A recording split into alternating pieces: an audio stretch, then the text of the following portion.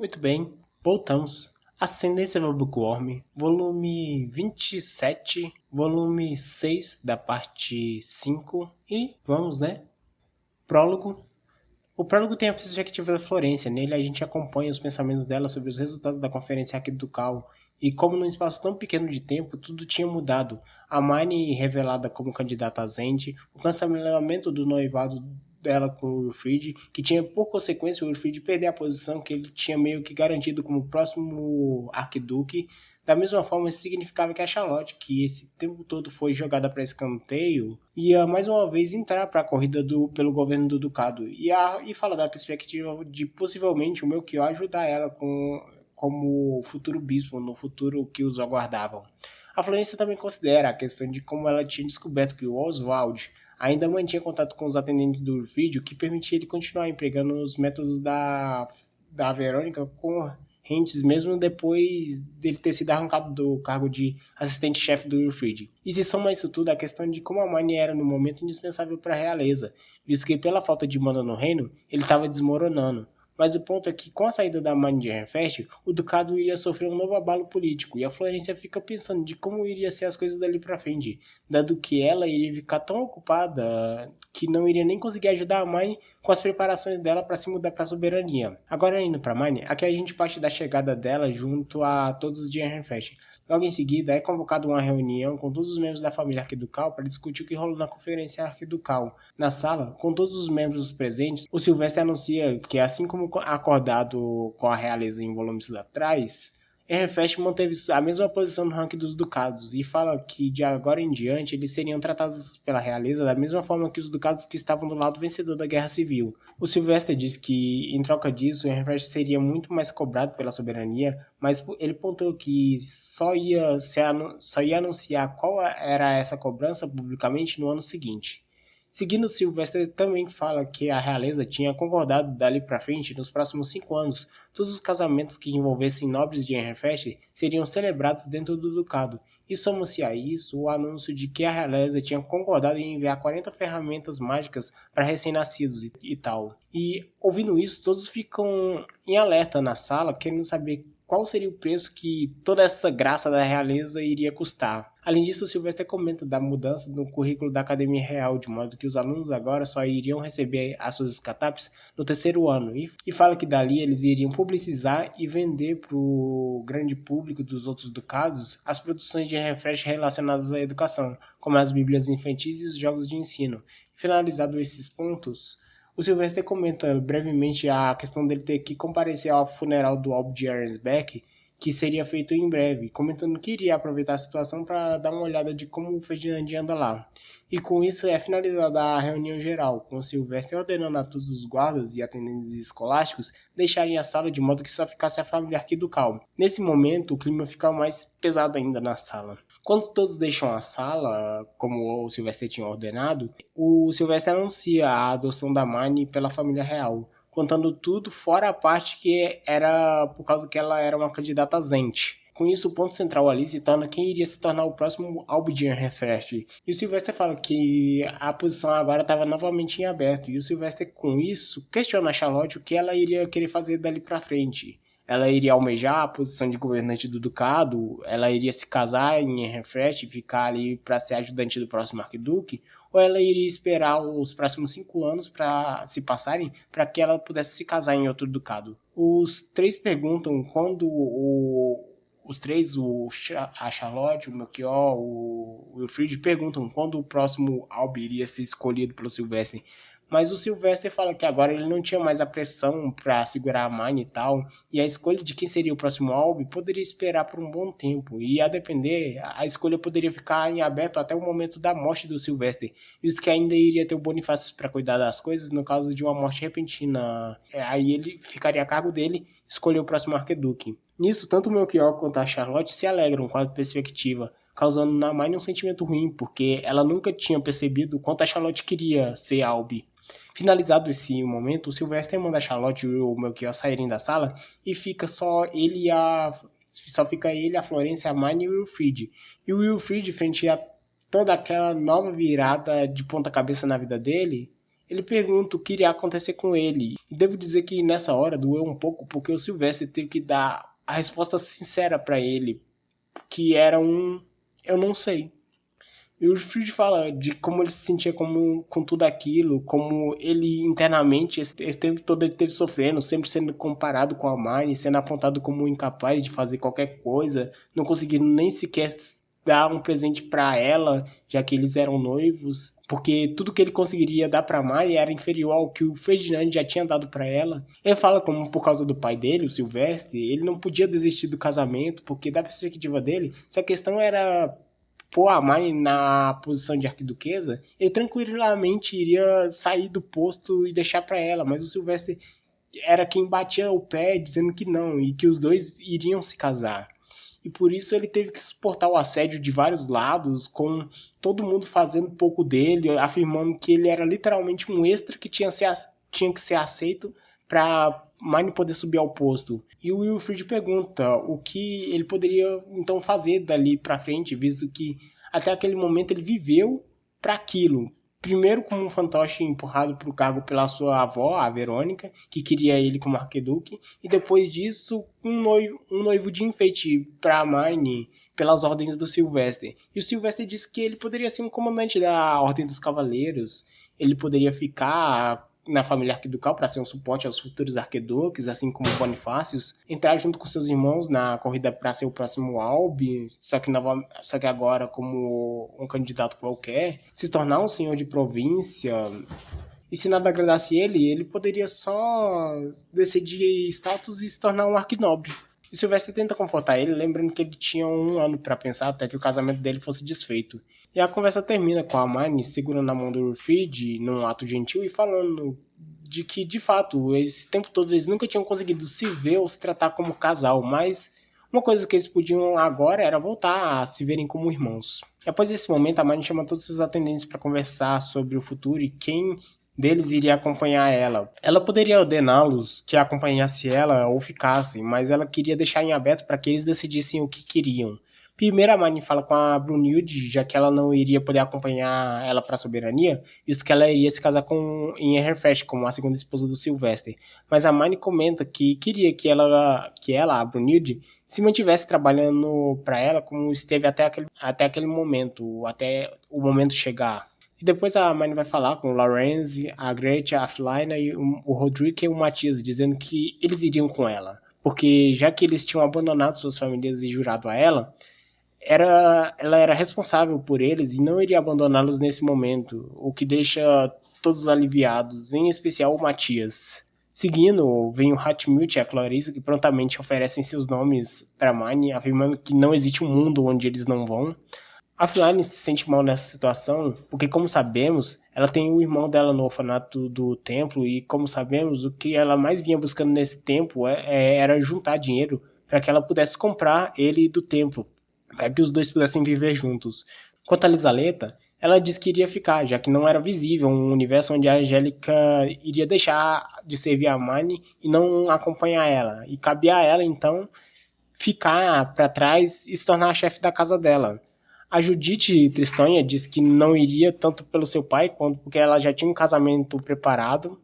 O Damuel fala que ele vai pensar pelo próximo ano e a Angélica decide na lata que vai, tendo em vista que, segundo ela não iria conseguir servir a mais ninguém senão a Marnie. E quanto ao Cornelius e a Leonore, eles preferem conversar sobre na casa do Castelli, porque eles não sabiam ainda direito se iriam ficar ou ir com ela. Seguindo como dito, no mesmo dia o Hatmut já fez sua joia de juramento e entregou a Marnie, enquanto a Clarissa não pôde, porque ela infelizmente não tinha os ingredientes preparados como Hatmut. E deixando isso de lado, a Marnie vai escrever uma carta para o Ferdinand. Nela ela fala o que rolou durante a conferência arquiducal e comenta sobre ela ter conseguido com a realeza as melhores condições de vida para ele em Arnsbeck, além de comentar sobre o pano prateado que foi encontrado nas coisas do Senhor de Girlac. Logo em seguida, a Marnie continua a escrever as cartas para as mais diferentes pessoas, para tratar das questões dos preparativos para a partida dela em Yenneferth. E por fim, ela recebe um convite da Elvira para que elas jantassem juntas.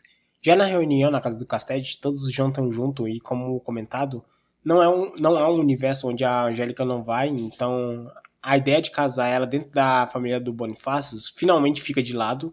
No jantar também é decidido que o Cornelius e a Leonore também iriam.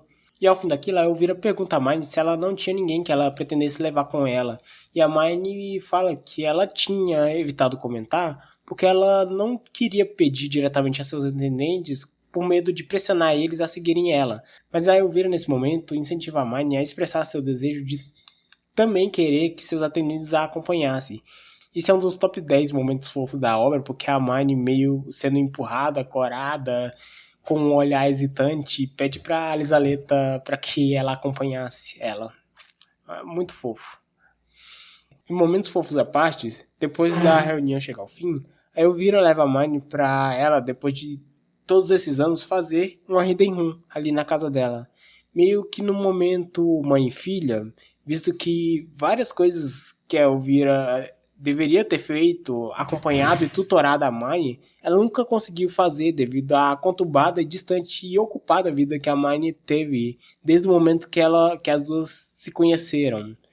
Lá dentro, a Elvira conversa primeiramente com a Marnie, tanto sobre a Feline quanto sobre o Damuel, sugerindo que a Marnie deixasse os dois para trás em Everfresh. E se o primeiro ponto que ela levanta para a Marnie é para que ela não entrasse no meio do que poderia acontecer entre os dois, o segundo ponto é que é o aviso da Elvira que não haviam nobres baixos na soberania, o que criaria uma situação muito inóspita para aqueles dois, caso eles a acompanhassem. E comenta como numa situação mais ideal, dado o status da Marnie, a Feline poderia até conseguir um casamento na soberania, mas o mesmo não valia para o Damuel, já que ele, na perspectiva pública, era um cavaleiro em desgraça que poderia ser abandonado a qualquer momento. E ele diz isso comentando o caso do Damuel e a Brigitte, falando dele como nada mais que uma grande colisão de fatores, mas ela não poderia esperar que aquilo fosse reacontecer mais uma vez. Enquanto a Feline, a Elvira fala que se fosse o caso de realmente a Marnie querer seguir com isso e levar ela, a Marnie deveria ao menos esperar que a Feline chegasse à maioridade no mínimo, e assim mover ela de Everfest junto aos Gunterbergs dela, além da sua família. E nessa hora a Marnie dá uma congelada, porque a gente também, nesse momento, descobre que a Elvira já tinha descoberto que a Marnie era uma plebeia, apesar dela não ter conseguido descobrir quem exatamente eram os pais da Marnie. Mas o ponto ali é que a Elvira, depois disso tudo, queria agradecer a Marnie por ela ter existido em sua vida. Ela fala como era a sua vida antes da Marnie, seu casamento com o Castede, que era um casamento político, um casamento meramente político, uma forma dos Lys Gangs tentarem manter alguma segurança contra a Verônica ao casar ela com o comandante dos cavaleiros, só para depois vir o casamento do Castellet contra da Lyd, que foi empurrada pela Verônica para ele. E para coroar a situação precária, que era o casamento dela, veio o casamento do Castellet com a Rosemaria, o Castellet claramente gostava mais. A Elvira fala como a ida do Ferdinand pro templo fez o Eckhard, seu filho mais velho, cair em uma depressão profunda, e nesse período a mulher dele acabou ficando grávida. E o que por um tempo alegrou o Eckhard, mas não durou, visto que a esposa do Eckhard acabou morrendo envenenada. Assim, ele perdeu ao mesmo tempo o filho e a esposa. E o Eckhard, nesse momento mais sombrio da vida dele, foi pressionado para que ele servisse a Wilfrid, e o Lamprecht, para apoiar seu irmão, tomou seu lugar. E o Cornelius, o filho mais novo dela, vendo isso, nunca se esforçou em nada, vendo que, como seus irmãos acabaram mal por servir aos seus lords.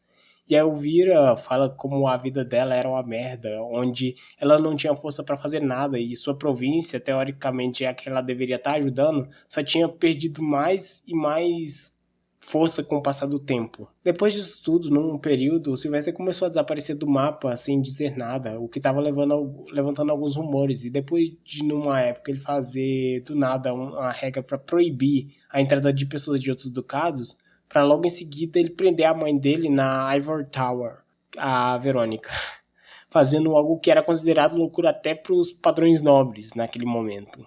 A Elvira comenta que ela não teria concordado em pegar a Marnie se não fosse o Ferdinand pedindo para ela, e vendo como o Eckhard tinha voltado a ficar feliz com a possibilidade do Ferdinand voltar à sociedade nobre. E depois disso veio as trends que fizeram a facção Verônica ficar acuada, veio aquela situação em que o Cornélio estava ajudando a Angélica a passar nos seus exames. e que acabou, por consequência, subindo suas notas juntos, já que ele antes buscava somente ser o mediano o suficiente para não envergonhar a sua família. E fala como a chegada da Marnie fez o Castelli começar a passar mais tempo em casa, o que permitiu os dois se aproximarem. E aí eu vira narrar tudo isso que aconteceu na história e como ela nunca conseguiu em momento nenhum interagir com a Marnie, já que sempre tinha algo acontecendo, sempre tinha algo que a Marnie tinha que fazer, tinha algum lugar onde ela deveria estar, ela nunca conseguia arranjar um tempo para elas. E nesse momento a Elvira se abre para Marnie, já que elas estavam numa hidden room. Ela diz que tinha ficado muito alegre ao saber como a Marnie tinha salvado a vida do Ferdinand ao tirar ele do templo, porque no processo ela também salvou o Justice e o Eckhard, visto que os dois não conseguiriam viver se descobrissem que o Ferdinand um dia foi encontrado morto envenenado por ter baixado a guarda um pouco. E fala que fora daquela sala ela não poderia fazer nada além de mostrar a todos que a olhassem o orgulho que ela tinha de ter sua filha adotada pelo rei. Mas ela disse que na verdade ela estava muito preocupada com a Marnie, que estaria sozinha dali para frente, tendo que dar conta do futuro de um reino inteiro. E naquele momento a Marnie dá uma chorada junto com a Elvira, compartilhando uma com a outra suas dores. E bem, seguindo, o Silvestre no dia seguinte informa que a realeza, nesse curto período, já tinha mandado parte das ferramentas mágicas que Renfest tinha requisitado, e ele avisa a Marnie que já podia pegar elas e levá-las para o orfanato, porque, como dito, só tinha sido enviado uma parte, de modo que o Silvestre já queria acelerar isso para ao menos garantir que as crianças com mais mana conseguissem imbuir suas joias a tempo. E nesse momento a Marnie chama a Feline para ter uma conversa, mais especificamente para falar sobre o irmão dela, o Conrad, e o que seria dele. O ponto ali é que, como sabemos, a Feline queria comprar o irmão dela do orfanato para os dois ficarem juntos e para que o irmão dela pudesse se tornar um nobre. Mas o ponto é que as perspectivas não eram boas. A Feline, no momento, só era uma baixa aprendiz de escolástico e ainda sequer era uma adulta, não podendo cuidar nem de si própria.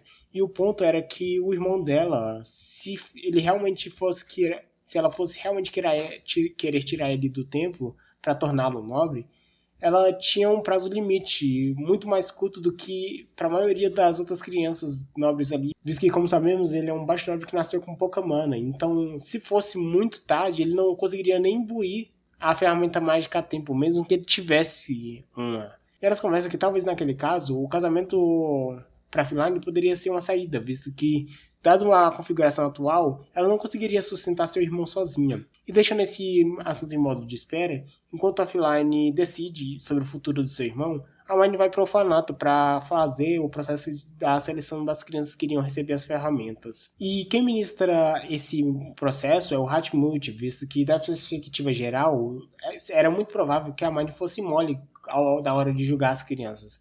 E o ponto aqui é que entre as poucas crianças que foram escolhidas pelo Hatmut, as que foram dadas a opção de ficar ali no templo ou se tornarem um nobre, estava o Dirk. Lembra do Dirk? Aquela criança que a Adélia adotou como irmão de coração? Pois é.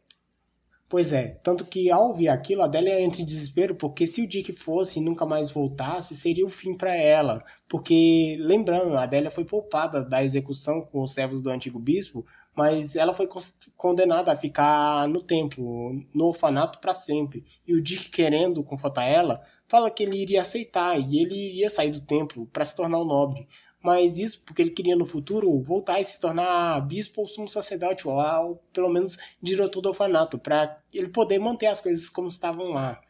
Para criar um lugar onde a Adélia pudesse viver bem, porque, como a gente sabe, a Marnie está com os dias contados ali no templo.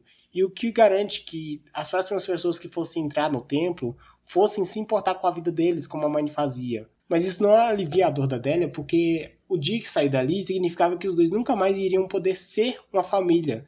Mesmo que não fosse um adeus para sempre, quando ele voltasse, se ele voltasse, haveria uma distância que não poderia ser nunca mais fechada entre eles, porque ele seria um nobre e ela para sempre presa ao orfanato. Bem, mas independente das súplicas da Adélia, o Dick está decidido a proteger o estado atual do orfanato pelo bem da sua irmã, que ia viver ali pro resto da vida. E do lado da Feline, ela explica a situação para o Conrad e como ele não teria direito a receber o mesmo tratamento das outras crianças. E principalmente a Feline conversa sinceramente com ele, falando as opções e parando para perguntar a ele o que ele queria fazer, visto que a Feline percebeu que esse tempo todo ela estava pensando nas coisas, planejando as coisas, mas ela tinha esquecido de escutar o que o Conrad tinha a dizer, porque ela não queria tornar ele um objeto dela. E o Conrad disse que ele não queria se tornar um nobre, e ao invés de entregar a ele o item mágico que a Feline tinha para crianças, que ela entregasse aquele item para o seu próprio filho no futuro. E fala que ele preferia continuar a viver ali no templo e se tornar um padre azul. E assim como os padres azuis que ele conhecia ali, que ajudavam no templo e ele respeitava. Além disso, ele fala que não havia por que ele voltar para a sociedade nobre, porque ele foi abandonado por seu pai por ter tão pouca mana, queria ser. Porque se ele voltasse, ele iria ser só mais um baixo nobre com uma mana insignificante. Ao invés disso, ele acredita que, sendo um padre azul, ele poderia fazer mais diferença e ajudar mais pessoas, ajudar com os mercadores e tal. E mais pra frente, a Feline fala pra Mine que ela tinha conseguido chegar àquela resolução de se lembrar que ela tinha que escutar o que o Conrad tinha a dizer sobre sua própria vida, graças a um conselho do Damuel, que além disso, tinha orientado ela também que ela não deveria depender da Mine para resolver seus problemas, de modo que o próprio Damuel tinha se oferecido para casar com ela, com a Feline, para ajudar ela, se fosse o caso, para ela conseguir a adoção do irmão dela. Mas a Feline recusou a oferta dele e fala que quando chegasse o momento, a Feline iria fazer a proposta de casamento pro Damuel, pro bem ou pro mal, influenciada pela Clarissa. A Feline estava decidida a fazer a proposta, a propor ele aos modos de Dunkerfelger. E só para comentar, porque eu não me lembro se estava num fanbook ou se eu deixei de comentar por ser uma side story, mas em resumo, o processo de conquista da Clarissa que levou ela à sua união com Hartmut foi basicamente stalkear, acuar, ameaçar com a faca no pescoço, abusar e depois fazer uma proposta de casamento. Aí, tá aí ela casada. Posteriormente, numa conversa com o Melchior, a Mine fala sobre quem iria para a posição de diretor do orfanato a partir dali, visto que a Mine iria deixar o posto e tal. E depois de considerar um pouco, a Mine fala da Feline, já que, como comentado antes, ela é diferente dos outros atendentes da Mine e iria se manter em Refresh até que chegasse a idade para ir para a soberania, como a Elvira tinha sugerido, e isso ia ajudar ela, já que com a Mine indo embora, a Feline iria perder parte da sua renda. Então, como diretora do orfanato, ela iria receber um salário, e a própria Mine iria deixar para ela o dinheiro equivalente a 3 anos para ela poder ficar desempenhando a tarefa a pedido dela. E o que ajuda muito a Feline. Depois a Mine vai para uma conversa com o Benno na Hidden Room, onde o Hatmut acompanha. E tanto a Mine quanto o Benno ficam receosos de terem a conversa ali, visto a presença do Hatmut, já que a Hidden Room era justamente para que eles não precisassem cair naquela situação. Mas o Hatmut simplesmente solta um: não precisa se segurar, Lady Rosemary. Eu já sei que você é uma plebeia. E os dois, assim como eu, na hora foram pegos de surpresa. Mas aí o Hatmut vai explicando e vai fazendo muito sentido. E ele fala como ele descobriu isso ao interagir com os plebeus e os órfãos no orfanato, já que ele, como sabemos, estava atuando como sumo sacerdote desde que foi decidido que o Ferdinand iria para Ensbeck se casar. Aí ele foi fazendo um bom trabalho de escolástico nos órfãos e nos plebeus, foi pegando informações casualmente, como quem não quer nada, com as crianças, com os plebeus, averiguando as contradições, e quando tinha uma boa margem de certeza das informações e das incoerências entre elas e o que isso significava, ele foi confirmar com o Ferdinand, correndo o risco de ser executado, mas o Ferdinand botou fé na lealdade dele e a Mine e confirmou a questão da Mine. E quando questionado, o Hatmut disse que nunca tinha revelado que ele sabia daquilo, porque ele não queria que o fluxo das coisas mudasse, ou a Mine ficasse preocupada ou duvidando das intenções dele. Tanto que ele esperou ele jurar, ele oferecer uma joia de jura para ela, antes de qualquer coisa. E ele fala que isso tudo, essa pesquisa toda dele, que levou ele a descobrir essa informação, nasceu do desejo dele de entender o porquê a Marnie valorizava tanto o Damuel em especial, entre todos os seus outros atendentes. E enquanto todos, apesar de todos acharem que isso era só por causa que ele era o atendente mais antigo dela, ele falou assim, não, deve ter alguma coisa a mais aí, vamos ver, vamos pesquisar.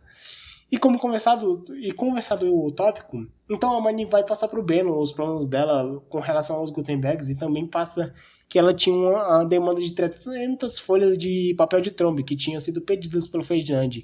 E comunicado o pedido, a Marnie vai para a propriedade dela, ex-propriedade do Ferdinand, para preparar as proporções de qualidade máxima, que seriam enviadas ao Ferdinand junto ao pedido dos papéis de trombes. E a escolha por fazer essas preparações na propriedade dela e não no templo foi basicamente para Clarissa também poder participar. No laboratório da propriedade da Marnie, eles começam os trabalhos junto ao Hatmut e a Clarissa, e nisso eles estão tendo dificuldades, visto que o pedido do Ferdinand era papéis de qualidade máxima, mas o papel que eles tinham em mão não tinha esse nível de qualidade requisitada, mas de modo que eles precisavam, por vias mágicas, melhorar ele. Isso eles usam o que descobriram com as pesquisas de Drenchel, mas ainda assim eles têm que fazer alguns testes para melhorar a qualidade do papel. E, de certa forma, o processo está andando de forma lenta na perspectiva da Marnie, apesar do Hatmut e a Clarissa, que estava acompanhando tudo, na perspectiva dele, estava indo muito rápido, visto que, tendo a Marnie ali com sua grande quantidade de mana, eles podiam fazer muitos testes de brute force com ela, coisa que os escolásticos normalmente não conseguiriam fazer. Nisso eles chegam num resultado que ainda não é o que eles querem, mas é uma grande evolução.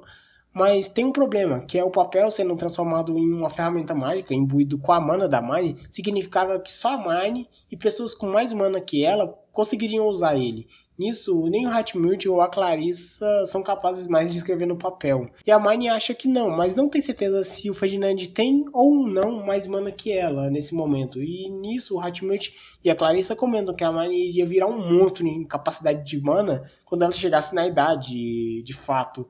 Nisso, a Marnie continua nos dias seguintes fazendo testes, procurando formas de melhorar o papel de planta e infundindo todo tipo de ingrediente neles para ver se eles chegavam num resultado bom. E nisso, entre todas as variedades de papel que eles usam nos testes, o que mais se destacou foi o papel de trombe, que era de fato o melhor, porque além de ter conseguido uma qualidade muito boa, ele além de tudo era a prova de fogo. E se vocês lembram, todo tipo de contrato e magia feita em pergaminhos queimavam logo em seguida o pergaminho em questão.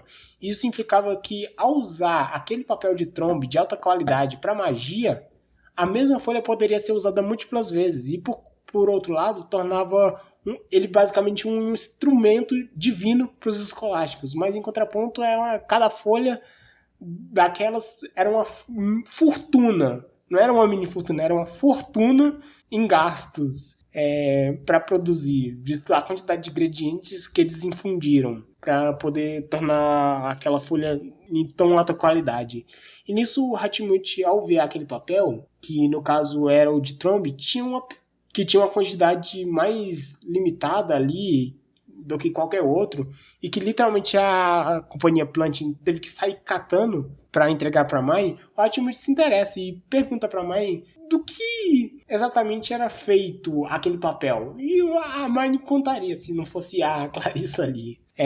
Mas, posteriormente, a Marnie discute com o Fran sobre fazer as crianças do orfanato participarem das cerimônias do templo, mas o Fran vai contra, visto que eles são menores de idade. Mas a Marnie comenta que não tinha condições delas, incluindo o Melchior, não participarem, visto que atualmente só tinham 7 padres azuis adultos no templo. E se a Marnie fosse chamada para a soberania antes que ela pudesse dar a essas crianças um trabalho de campo real, quando chegasse a hora delas fazerem aquilo no próximo ano sozinha, elas teriam que fazer tudo às escuras, errando e provavelmente causando muitos problemas no processo.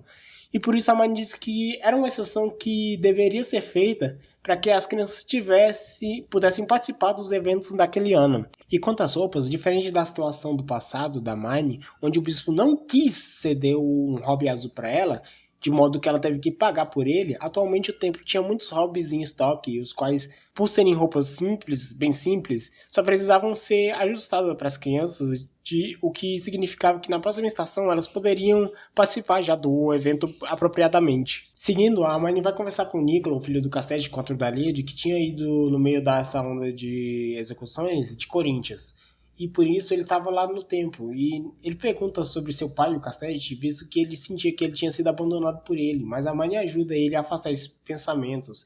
Nisso, tanto Nicola, a Judite e o Matias falam para Hermione que o Bonifácio, diferente de antes, ele tinha preconceito e não pisava ali no templo. Agora ele estava indo mais lá para treinar as crianças. E os atendentes falam para Hermione que ela deveria mandar uma mensagem para ele agradecendo, visto que ele estava fazendo aquilo mais pensando no agrado da Hermione do que nas crianças em si. E outros pontos nisso é que aparentemente ele andava de muito mau humor e ele é do tipo de pessoa que desconta a raiva no treino. Isso significava que o Damuel e o Cornélio estavam sofrendo muito na mão dele. E por isso foi mais pedido ainda pra mãe dar uma chamada nele. Mais pra frente, a mãe conversa com as crianças do orfanato e fala sobre como elas iam ter que renovar os hobbies dela num período muito curto, já que elas estavam em fase de crescimento. Nisso, a Hermione conversa com a Corina sobre o design que ela fez para suas roupas na época dela de sacerdotisa azul, justamente para lidar com esse problema. E fala de repassar esse design base para as crianças ali usarem, né, em suas roupas. Depois disso, a Hermione vai acompanhar a partida do Silvestre para Ernsbeck, entregando a ele as amostras dos papéis que ela tinha produzido para a encomenda do Ferdinand, junto da receita escrita em tinta invisível. Além disso, tem um momento da Charlotte comentando sobre uma festa do chá com todos os irmãos, no qual o Melchior faz comentários sobre o templo, o que faz a Hermione perceber que ao longo de todo esse tempo, o templo foi aos poucos se tornando cada vez um assunto menos tabu ali. Além disso, nesse meio tempo, a Hermione finalmente recebe a joia de juramento da Clarissa. Além disso, a Judith levanta o ponto sobre ela se juntar a Hermione na soberania assim que ela chegasse à idade. E dada essa conclusão da Judith, só fica faltando a decisão do Damuel. De volta ao templo, a Hermione recebe o relatório da Clarissa, que estava coletando e organizando e compilando as informações sobre a indústria da impressão e a administração do templo para repassar para a Hermione, e faz ela perceber o quanto ela estava fazendo as coisas relacionadas com a impressão só focado nelas. E o Ferdinand era quem estava ativamente lidando com a parte política das coisas, basicamente tancando tudo que ele pudesse para que o workshop da Hermione pudesse acontecer. Posteriormente, a Hermione vai pro castelo. Lá, ela vai pra festa do chá com o Melchior, a Charlotte e o Wilfrid, onde basicamente é uma conversa descontraída entre os irmãos, onde a Charlotte fala que iria tentar manter tudo que a Hermione fez ali em Renfest quando ela se fosse, e iria tentar ao máximo auxiliar ela na nova posição dela na realeza. E fala que ela iria tentar fazer de Renfest um suporte relevante para Hermione na sua nova vida. E o Wilfrid faz coro com a Charlotte. Além disso, eles falam para Hermione como ela era impressionante e falam pro Melchior que ele não se sentisse mal se ele falhasse em fazer coisas que a Hermione fazia, visto que a Hermione era um monstro e não dá para se avaliar se comparando com ela. Mas no meio disso, chega uma mensagem do Hatmut falando que os Lies Gang estavam atualmente confrontando a Florência no castelo sobre a Hermione ser mandada para a soberania. E a Hermione e o Wilfrid vão ao socorro dela, com o diretor Wilfrid falando que agora que ele não vai mais ser Albi, ele não tinha mais o menor motivo para tentar agradar aqueles velhos. A Hermione e o Wilfrid chegam no salão e logo em seguida chega o Bonifácio. Os velhos de Lies Gang questionam se a Hermione iria ser enviada ao Templo da Soberania, mas a Hermione e todos os que sabiam da situação negam, mas os malucos não insistem, não botando fé. Eles fazem essas exigências, esses questionamentos, se apoiando na ideia de que, como eles eram os principais produtores de alimento do ducado, eles não seriam descartados. Mas a Hermione fala que atualmente eles tinham perdido muito da sua relevância e o ducado como todo dependia muito menos deles, visto que nos últimos anos as safras por todo o ducado melhoraram muito em sua produtividade, além do aumento das trocas comerciais de Renfest com os outros ducados, o que assusta eles. Mas a conversa se segue de forma que os ânimos vão se abaixando, e fica acordado que ninguém iria falar do que ocorreu ali pro Silvestre, e principalmente fica claro que as ações deles, apesar de problemáticas, eram só porque eles estavam preocupados com a Hermione e com o futuro dela. E apesar dela nunca ter quisto, eles eram quem mais queriam colocar ela no posto de arquiduque. Mas apesar disso, a Hermione ainda estava ressentida deles terem cobrado o Sylvester para que o ducado descesse de rank. E mais tarde, numa conversa particular com o Hatmut, ele fala sobre o que tinha descoberto sobre o incidente do dia anterior e fica sabendo que quem tinha passado aquela informação errada para os Lies Gang foi um dos atendentes do Wilfried. E a Marnie fica confusa com aquilo, visto que a figura em questão era jurada ao Wilfried. E mesmo assim, ele estava fazendo aquilo, que era uma ação que era contra os interesses da família arquiducal. Mas o Hatmut comenta que era complicado, mas ser jurado a alguém e por consequência ser incapaz de desobedecer ordens não quer dizer que a pessoa se torne incapaz de trair. E ele fala que, na verdade, quem estava por trás de tudo aquilo era a própria Florência, que tinha arquitetado toda aquela situação em prol de enfraquecer os Lies Gangs através de esquemas, o que pega a Marnie de surpresa, visto que não achava que ela iria fazer aquele tipo de coisa agora que a família arquiducal tinha Brunhilde, com ela teoricamente servindo para tratar aquele tipo de assunto com os Lies Gangs. Mas o mundo nobre é complicado. Em dias posteriores, o Sylvester volta e com ele várias carruagens no qual estavam várias coisas, a maioria delas eram para Marnie, mandadas pelo Ferdinand como ferramentas mágicas de parar o tempo, com peixes, utensílios e panos, entre várias outras coisas, e várias delas devolvendo coisas que a Marnie tinha mandado. E rola uma reclamação que o Ferdinand só tinha mandado coisas para Marnie, mas a Marnie defende ele das reclamações do Wilfried, falando que o Ferdinand nunca aprendeu essa boa conduta de enviar presentes e tal. Isso porque quando ele era criança, nunca ele havia recebido presentes de ninguém. Até a Charlotte faz coro com a Marnie, falando de como a Verônica nunca tinha feito nada com ela e só o Wilfried teve essa experiência de receber agrados quando era mais novo. Mais pra frente, a Marnie geral se reúne com o Sylvester para reportar o que rolou no enterro do Albert Arnsbeck e fala que durante o evento houve um surto de alguns cavaleiros da soberania, onde eles foram à loucura brevemente, mas logo foram mortos no local,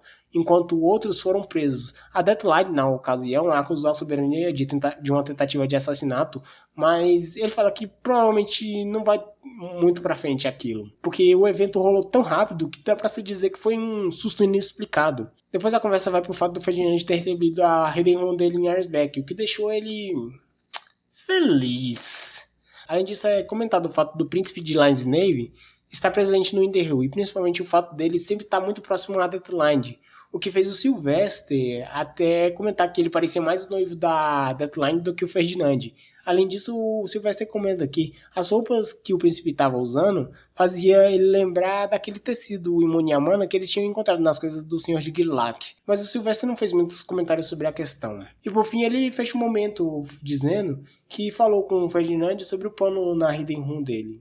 Posteriormente, a Marnie tem que decidir o que ela vai fazer com as peças de tecido de Arnsbeck que o Ferdinand enviou para ela, ou seja, ela tem que distribuir, mas ela fica perdida nisso e não sabe como fazer, e decide enviar a Florência para que ela o fizesse e principalmente tomasse crédito, porque a Marnie vê que ao deixar em refresh, a Florência vai ser a pessoa na posição mais instável dali para frente, tendo em vista que nem um filho que a Brunhilde pudesse ter dali para frente iria assegurar tanta estabilidade futura para Florência quanto o casamento do Wilfried e a Marnie iria poder produzir. E muito pelo contrário, os futuros filhos da Brunhilde poderiam até colocar a Florência em mais perigo, ou seja, a Marnie decide, naquilo tudo, apoiar a Florência. Então, no fim, fica da Marnie mandar a parte do tecido para Florência, parte fica para ela e todo o resto fica para os seus atendentes como recompensa pelo trabalho deles. No templo, a Marnie vai ler as cartas mandadas para ela, as enviadas pela Letícia, falando como está vendo as coisas com Ferdinand e o progresso em sua educação e tal, além dos agradecimentos pelos doces que a Marnie enviava para ela. Quanto às dos Ferdinand, falavam sobre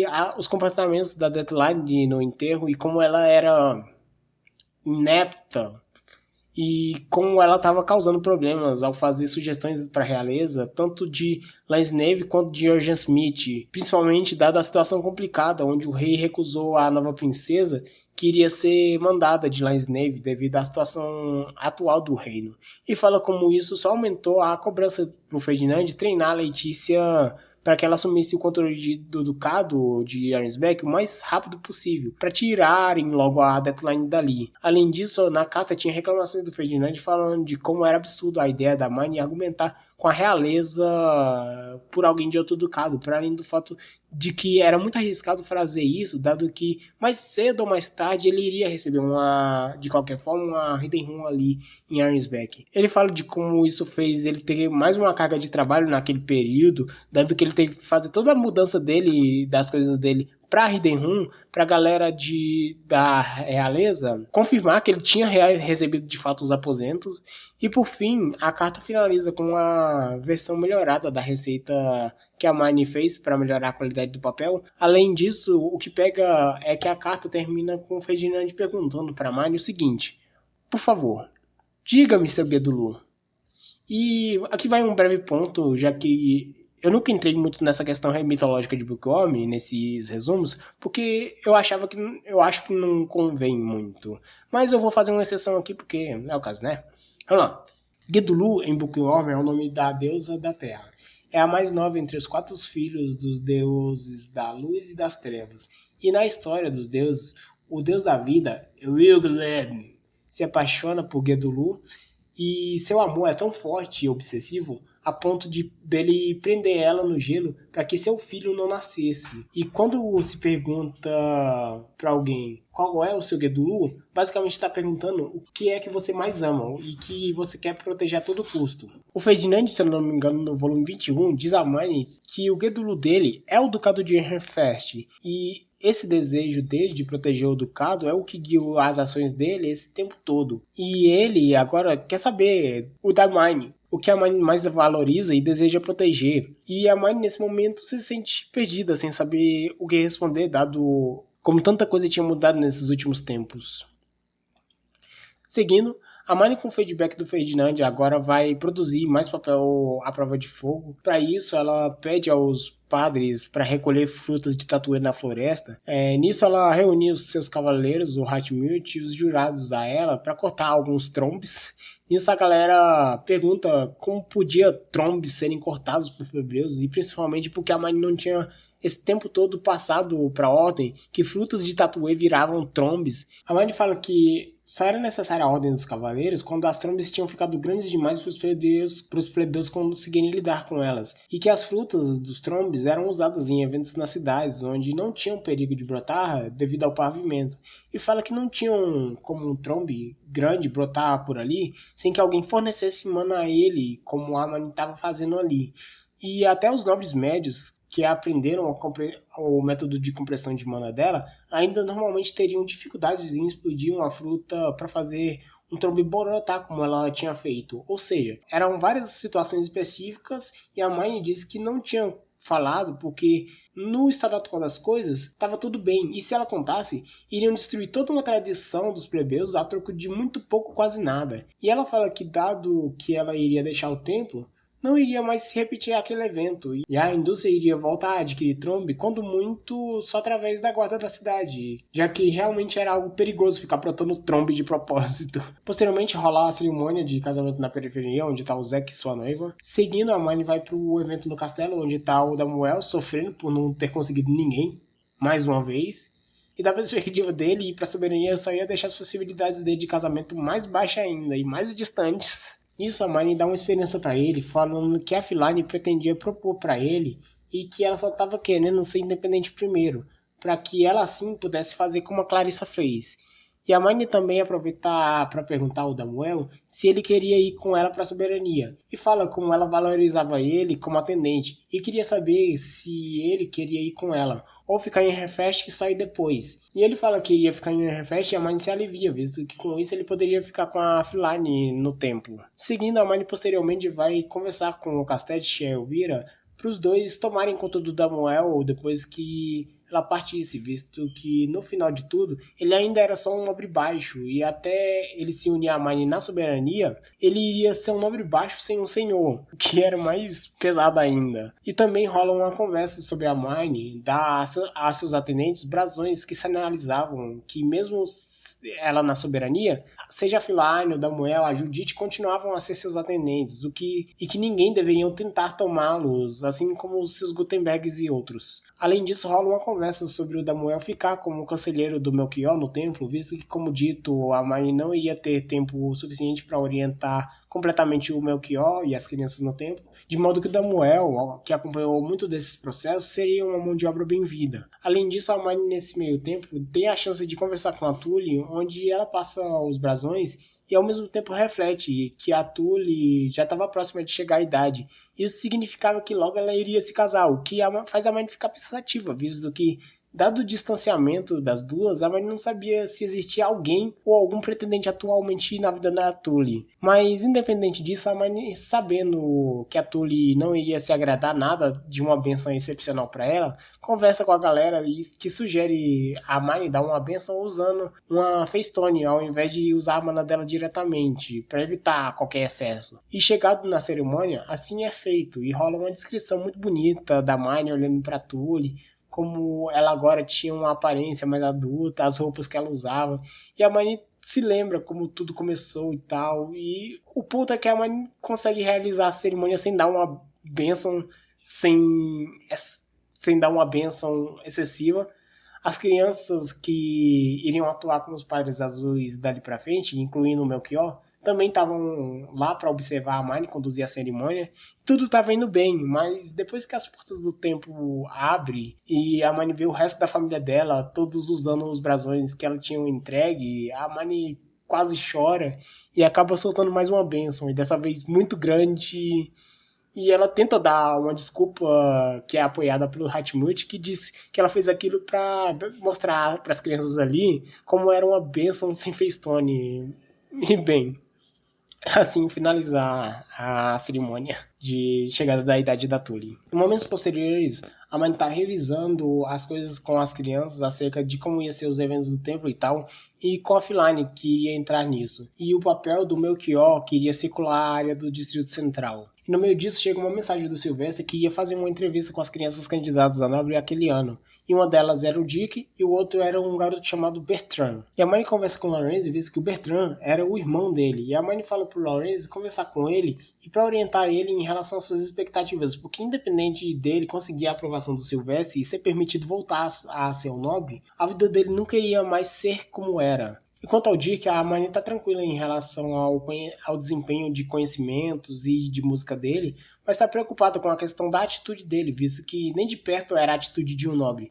E posteriormente, quando o Sylvester chega, o Dick declara suas intenções, assim como ele fez pro Hatmut. E o Sylvester fala que ele iria ter que viver e servir jurado à família arquiducal dali pra frente, e que era algo muito sério na vida dele, visto que ele iria perder boa parte da sua liberdade de escolha. Mas o Dick rebate, falando que no orfanato ele nem sequer iria ter a chance de escolher quem ele iria servir ou coisa do tipo. E as respostas dele satisfazem o Sylvester. E nisso rola um pequeno conflito entre o Bertrand, que contesta se o Dick poderia ser um nobre dado o nascimento dele e seu background. Mas o Sylvester corta o Bertrand, reafirmando que os dois seriam tratados pela sociedade nobre igualmente, já que ambos eram, no momento, nada além de órfãos, e não importava o background anterior deles, porque os dois iriam, no fim, ser batizados sobre a asa do Sylvester, e fora dali, todos seriam igualmente filhos de criminosos executados aos olhos da sociedade. E após esse momento, a conversa vai para o Antwicon, que seria castado na cidade de Grushel, a província da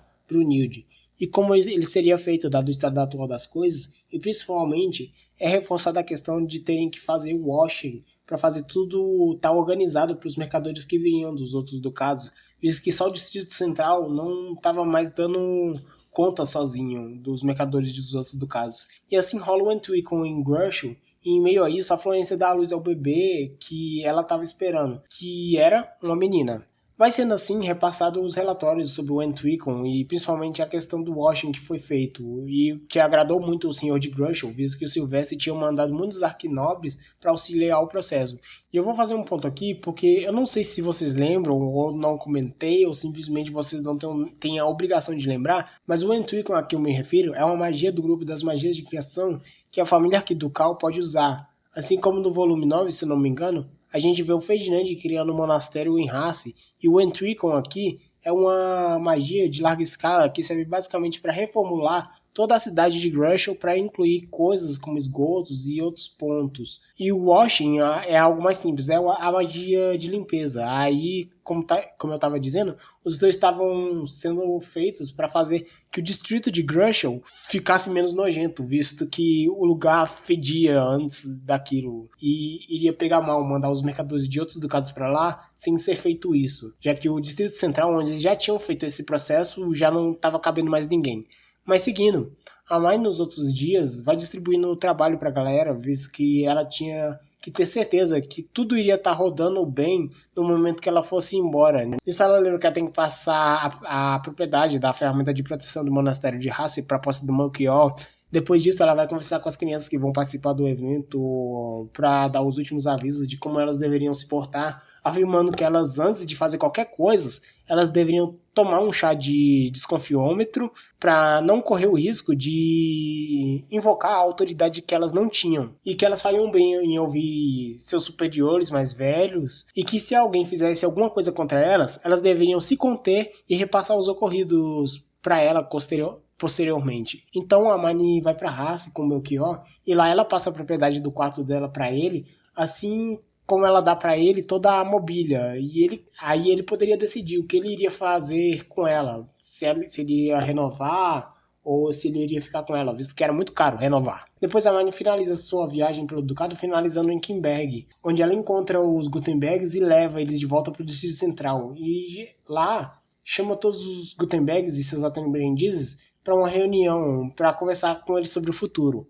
Lá ela fala que ela iria deixar Refresh e que queria que eles fossem com ela, mas não iria obrigar ninguém a ir com ela caso eles não quisessem. Além disso, ela fala que só pretendia mover eles 3 anos após ela partir, onde ela já teria chegado à idade e por consequência teria mais liberdade, visto que a liberdade que ela tinha ali em Refresh, mesmo sendo uma criança, era algo excepcionalmente excepcional. Tipo, era uma exceção da exceção. E depois da Mine conversar com eles, um a um foi dizendo o que queria, e apesar de eu não descrever um por um, eu vou basicamente ressaltar o Johan, porque ele estava noivo da neta do chefe da oficina dele, e a Mine fala que ele deveria conversar com ela antes de tomar sua decisão, e ela dá esse mesmo conselho para todos que eram casados ali.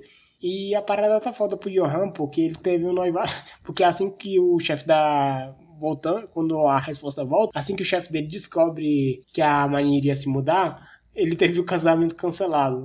E o Johan tá solteiro de novo, já que a Mani era a única pessoa que fazia encomenda com ele. Além dos Gutenbergs, a Mani vai levar do templo o Gil, a Wilma e o Nicola. E para finalizar o volume, a Charlotte finaliza a viagem dela pelo Ducado no templo, já que ela estava ajudando no evento do templo.